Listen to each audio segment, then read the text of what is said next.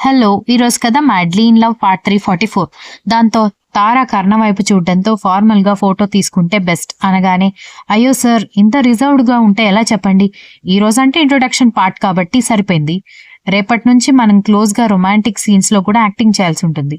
అప్పుడేం చేస్తారని తార వయ్యారంగా అడుగుతూ ఉంటే, అది యాక్టింగ్ లాగే ఉంటుంది అని సీరియస్‌గా చెప్పి గ్లాసెస్ పెట్టుకున్నాడు శాడిస్ట్ బాబు.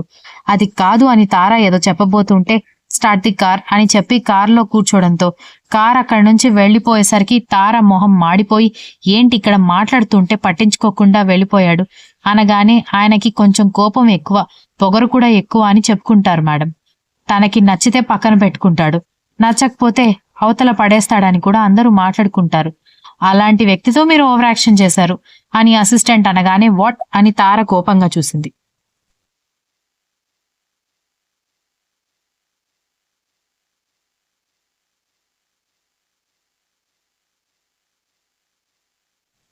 అదే ఆయన దృష్టిలో మీరు ఓవర్ యాక్టింగ్ చేసినట్టు, అందుకే కోపంగా వెళ్ళిపోయాడు అనగానే తార అసహనంగా తన కారులో వెళ్ళిపోయింది.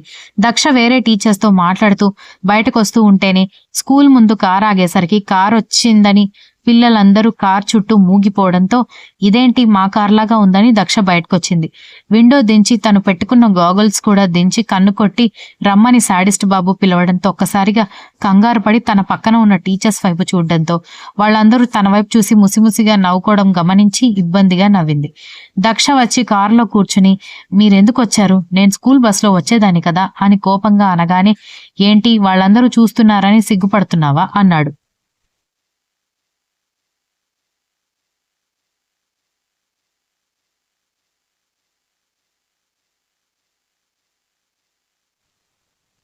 వస్తే వచ్చారు, అలా అందరికీ కనిపించేలా కన్ను కొట్టడం ఎందుకు, నా పక్కన టీచర్స్ కనిపిస్తున్నారు కదా అని కోపంగా చెప్పడంతో వాళ్ళేదో చూసి నవ్వుతున్నారని నేనెందుకు నా క్యారెక్టర్ మార్చుకోవాలి అన్నాడు.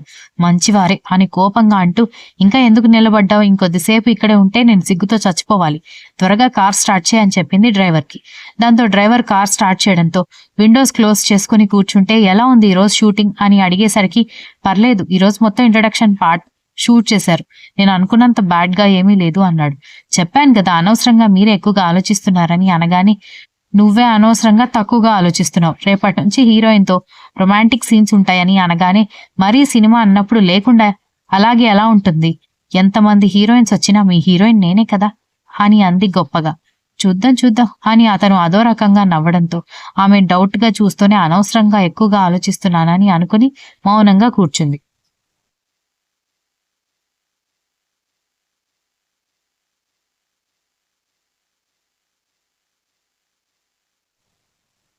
ఇంటికి వెళ్ళాక ఇద్దరు ఫ్రెష్ అయి కిందకొచ్చాక రేఖ ఒకరికి గ్రీన్ టీ ఒకరికి కాఫీ ఇచ్చాక ఇద్దరు నవ్వుకుంటూ మాట్లాడుకుంటూ ఉంటే విరాట్ ఫోన్ చేస్తూ ఉండడంతో ఈరోజు వాడు నాకు ఫోన్ చేయడం 40వసారి, నీకు వాళ్లతో మాట్లాడడం ఇష్టం లేదని కాల్ లిఫ్ట్ చేయడం లేదు, ఏం చెప్పాలి అన్నాడు. బావ అనుమానించింది నన్ను, మిమ్మల్ని కాదు కదా, మీరు మాట్లాడొచ్చు అనగానే ఏంటి తమాషాగా ఉందా, వాడు నిన్ను అనుమానించినా అవమానించినా నన్ను అవమానించినట్టే అన్నాడు. కానీ నా వల్ల మీ ఇద్దరు దూరం కాకూడదు కదా అని దక్ష అనగానే దూరం నువ్వు చేయడం లేదు, వాడే నోటికొచ్చినట్టుగా మాట్లాడి దూరం అయ్యాడు, సో తప్పు ముమ్మాటికి వాడిదే అనగానే అది కాదండి అంటూ ఉంటే నువ్వు నోరు మూసుకో అంటూ ఫోన్ సైలెంట్ లో పెట్టేసి రేపటి వరకు ఫోన్ సైలెంట్ లోనే ఉంటుంది అని ఆమె నడుం చుట్టూ చేవేసి దగ్గరికి తీసుకుని చూడు వాడేదో మాట్లాడాడని నువ్వు అనవసరంగా హర్ట్ అవ్వకు, నువ్వు ఎలా పిల్లల్ని చూసుకుంటావో నాకు తెలీదా, వీక్ష పాపని గాని విరాట్ బాబుని కాని దీక్ష పెళ్లికి ముందు నీతో ఎలా ప్రవర్తించినా పాపని చాలా జాగ్రత్తగా చూసుకున్నావు.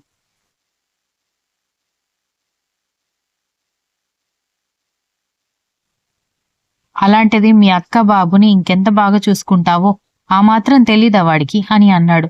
దక్ష ఏం మాట్లాడకపోవడంతో సార్ ఇలా చెప్తున్నానని ఏమనుకోకండి అని రేఖ రావడంతో ఇద్దరు ఆమె వైపు చూస్తే దీక్షిత మేడం కూడా ఉదయం నుంచి చాలాసార్లు ఫోన్ చేసింది.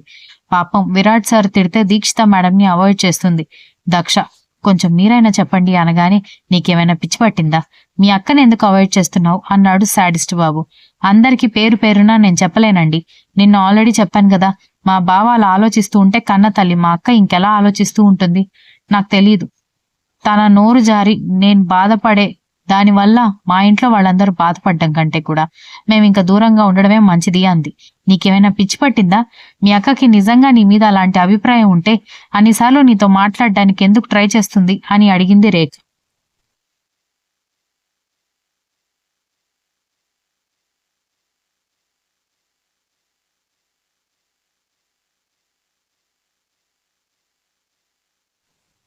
ఆ వెంటనే పక్కన తన బాస్ ఉన్నాడని గుర్తు చేసుకుని సారీ సార్ అని చెప్పడంతో, దక్షతో నీకు ఆ మాత్రం క్లోజ్నెస్ ఉందని నాకు తెలుసు రేఖ, నువ్వేమీ భయపడకు అని చెప్పి దక్ష వైపు చూసి రేఖ చెప్పిన దాంట్లో కూడా నిజం ఉంది కదా, నిజంగా నీ మీద కోపం ఉంటే దీక్షిత అన్నిసార్లు ఫోన్ మాట్లాడడానికి ఎందుకు ట్రై చేస్తుంది అనగానే, మీరెన్నైనా చెప్పండి, నేనైతే అక్కతో మాట్లాడడానికి సిద్ధంగా లేను అని చెప్పి కాఫీ కప్పు పక్కన పెట్టేసి సైలెంట్ అయిపోవడంతో శాడిస్ట్ బాబు రేఖ వైపు చూసి ఎంత కాదనుకున్నా వాళ్ళ అక్కతో ఎక్కువ రోజులు మాట్లాడకుండా ఉండలేదులే, నువ్వు ఫీల్ అవ్వకు అన్నట్టు నీ భర్త మీద పడింది నింద మాత్రమే, అతను లెక్కల్లో ఎలాంటి తప్పులు చేయలేదు, అది నేను ప్రూఫ్ చేశాను, రేపు మీ ఆయన ఆ ఆఫీస్కి వెళ్తే అందరూ కాళ్ల మీద పడి క్షమాపణ చెప్తారు అనగానే రేఖ ఆశ్చర్యంగా చూసి దక్ష మీకు చెప్పిందా అని అడిగింది.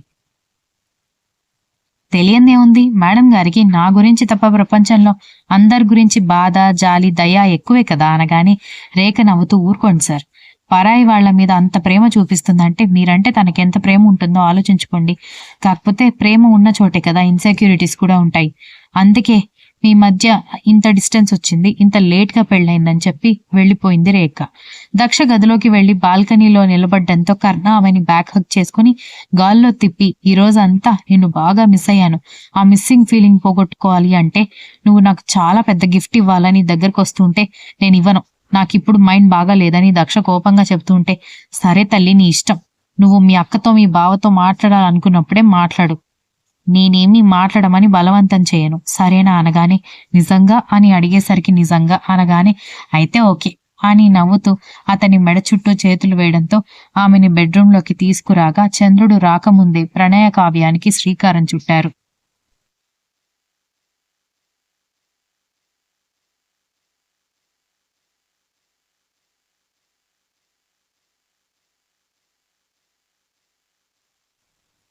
మర్నాడు ఉదయాన్నే నిద్రపోతున్న దక్ష నుదుటి మీద ముద్దు పెట్టి బెడ్ మీద నుంచి దిగి జిమ్ లోకి వెళ్లి వర్కౌట్స్ 6 వరకు చేయడంతో దక్ష వచ్చి గ్రీన్ టీ ఇవ్వడంతో టైం చూసి, ఏంటి 8 వస్తే మా అసిస్టెంట్స్ వాళ్ళు నేను గ్రీన్ టీ ఇవ్వనివ్వరని ఈరోజు త్వరగా వచ్చావా అన్నాడు.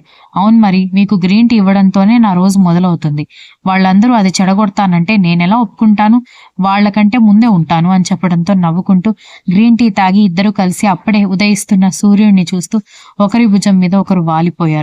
తర్వాత రేఖ బ్రేక్ఫాస్ట్ ఫినిష్ అయిపోయింది అని పిలవడంతో కర్ణ స్నానం చేసి రెడీ అయి వచ్చాక దక్ష కూడా స్కూల్ కి రెడీ అయి రావడంతో ఇద్దరూ కలిసి బ్రేక్ఫాస్ట్ చేస్తూ ఉంటేనే మేనేజర్ అసిస్టెంట్ రావడంతో మీరు కూడా వచ్చి తినండి అని చెప్పారు.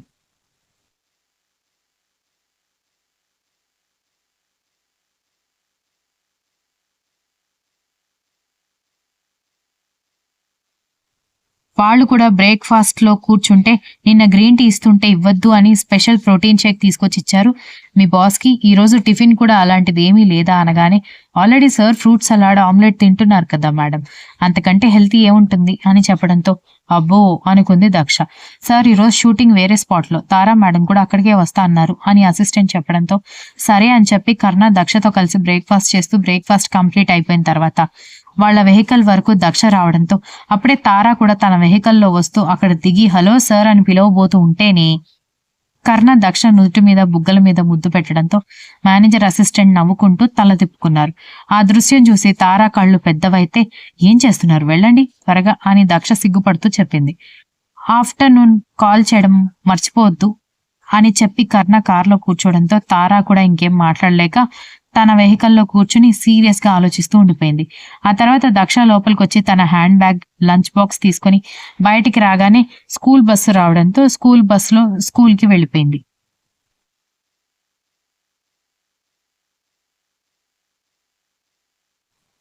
స్కూల్ బస్సులో ఉన్న టీచర్స్ అందరూ, మీరు చాలా సింపుల్ మేడం, ఇంత ఆస్తి ఉండి ఇంత సెలబ్రిటీ హస్బెండ్ ఉండి కూడా మీరు డాబు చూపించుకోకుండా కారులో రాకుండా స్కూల్ బస్సులో వస్తున్నారు అన్నారు.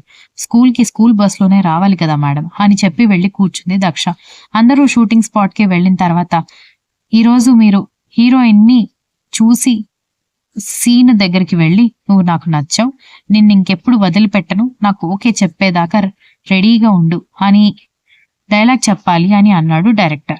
ఆ మాటకి హీరోయిన్ తార తెగ మురిసిపోతూ సాడిస్ట్ బాబు వైపు చూస్తూ ఉంటే ఆ డైలాగ్ వినడానికి బాగున్నా చెప్పడానికి అతనికి నచ్చకపోవడంతో సాడిస్ట్ బాబు ఆలోచిస్తూ ఉంటే ఏమైంది సార్, ఏదైనా ప్రాబ్లమా అని అడిగేసరికి ఏం లేదు, డైలాగ్ చేంజ్ చేయడం కుదరదా అనగానే అంటే మీరు కొంచెం రోమియో అండ్ రెబెల్ టైప్, మీరేది అనుకుంటే అది చేయడం తప్ప చెప్పడం అలవాటు కదా, అందుకే మీ మాటల్లో మీ క్యారెక్టర్ రావడానికి ఈ డైలాగ్స్ అని అన్నాడు డైరెక్టర్. ఆ డైలాగ్ చెప్పడానికి మీ హీరో గారికి ప్రాబ్లం ఏంటని హీరోయిన్ అడిగేసరికి కర్ణ హీరోయిన్ వైపు కోపంగా చూడ్డంతో ఆమె తడబడుతూ దిక్కులు చూస్తూ ఉండేసరికి ఏదైనా ప్రాబ్లం ఉందా అని డైరెక్టర్ అడిగేసరికి ఏమీ లేదు అంటూ సీన్ షూటింగ్ మొదలు పెట్టారు. కర్ణ వెళ్లి ఆమె భుజం మీద తట్టి డైలాగ్ చెప్పాలి, ఆమె షాక్ లో ఉండిపోవాలి. అక్కడ సీన్ కట్ అవుతుంది. అలా షూటింగ్ చేస్తూ ఉండగా నువ్వు నాకు నచ్చావు, నిన్ను ఇంకెప్పటికీ వదిలిపెట్టను, నాకు ఓకే చెప్పడానికి రెడీగా ఉండు, ఐ లవ్ యూ దక్ష అని చెప్పడంతో డైరెక్టర్ వెంటనే కట్ కట్ అని చెప్పడంతో అందరూ డైరెక్టర్ వైపు చూస్తూ ఉంటే మధ్యలో దక్ష ఎక్కడి నుంచి వచ్చింది, హీరోయిన్ క్యారెక్టర్ పేరు అది కాదు అని అన్నాడు డైరెక్టర్. దాంతో సాడిస్ట్ బాబు మెడరుద్దుకుంటూ నిలబడేసరికి దక్ష ఎవరు సార్ అని డైరెక్టర్ మళ్లీ అడగడంతో 2-3 రోజుల నుంచి కర్ణ వాళ్ళ ఇంటికి అతని అసిస్టెంట్స్ మేనేజర్స్ వెళ్తూ ఉండడంతో దక్ష గురించి తెలుసుకున్నారు. కాబట్టి దక్ష సార్ వాళ్ళ మేడం పేరు చెప్పేసినట్టున్నారని వాళ్ళు టీస్ చేస్తున్నట్టుగా చూడడంతో డైరెక్టర్ గారు కూడా నవ్వి మేడం గారు గుర్తొస్తే వెళ్లి మాట్లాడేసారండి సార్, మళ్ళీ షూటింగ్ చేద్దామని చెప్పడంతో కర్ణ క్యారవాన్ లోకి వెళ్లి కూర్చుని కాసేపు ఎవరిని డిస్టర్బ్ చేయొద్దని చెప్పి డోర్ క్లోజ్ చేసుకున్నాడు. వెంటనే దక్షకి ఫోన్ చేస్తే ఆమె మొబైల్ సైలెంట్ లో ఉండడంతో అది రింగ్ అయినా కూడా ఎవరికి వినిపించకపోయేసరికి వెంటనే స్కూల్ ప్రిన్సిపాల్ కి ఫోన్ చేయడంతో స్కూల్ ప్రిన్సిపాల్ వచ్చి దక్ష కొంచెం నాతో రామ్మా అని పిలవడంతో ఓకే సార్ వస్తున్నానంటూ పిల్లలందరినీ చదువుకోమని చెప్పి బయటకొచ్చింది.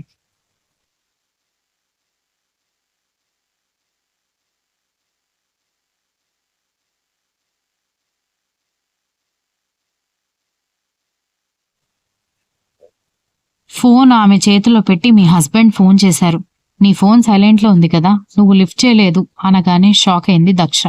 ప్రిన్సిపల్ నవ్వుతూ ఉంటే సారీ సార్, ఇలా జరుగుతుందని నేను అనుకోలేదు అనగానే పర్వాలేదులేమ్మా, ఎప్పుడూ లేని నాకు ఫోన్ చేశాడంటే ఏదో ఇంపార్టెంట్ విషయం అయి ఉంటుంది అని చెప్పడంతో మొబైల్ తీసుకుని సైడ్కి వెళ్ళి ఏంటండి ఇప్పుడు ఫోన్ చేశారు, లంచ్ అవర్లో నేను ఫోన్ చేస్తాను కదా అనగానే రాక్షసి నీ వల్ల ఇక్కడ అందరి ముందు నాకు మొహం చూపించుకునే వీలు లేకుండా పోయింది అనగానే ఏమైంది, ఏం మాట్లాడుతున్నారు మీరు అని అడిగింది.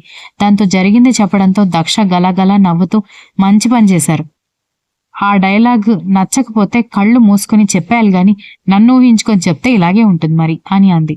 Continuous. If you like the story please like, share, comment and don't forget to subscribe.